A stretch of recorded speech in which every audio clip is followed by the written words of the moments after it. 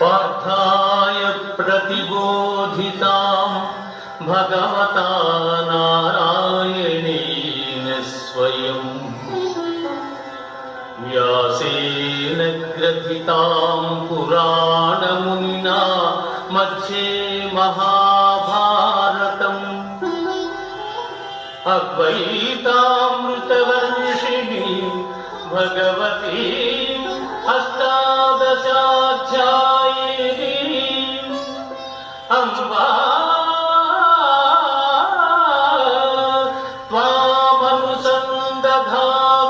भगवद्गीते भवद्वेषिणी भगवद्गीते भवद्वेषिणी। మహాభారత యుద్ధము అనివార్యమయ్యను. కురుపాండవ సైన్యములు కురుక్షేత్రములో మోహరించినవి. శ్రీకృష్ణుడు పార్థసారథి అయి యుద్ధరంగమున రథమును నిలిపి విజయశంఖం పూరించెను. కౌరవ పక్షాన భీష్ముడు సమరశంఖం పూరించెను. అర్జునుడు ఉభయ సైన్యములలోని భీష్మ ద్రోణ కర్ణాదులతో పాటు ఇతర బంధుమిత్రులను చూసి దుఃఖితుడై ధనుర్బాణములను క్రింద వైచెను. శ్రీకృష్ణుడు అర్జునునితో, అర్జున, ఏమిటి విషాదం, ఎందుకీ వైరాగ్యం?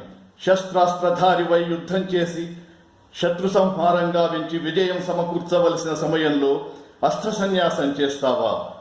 ఈ కురువీరులను నీవు చంపబోతున్నావని, నీ చేతనే వారు చంపబడతారని భ్రమపడుతున్నావు.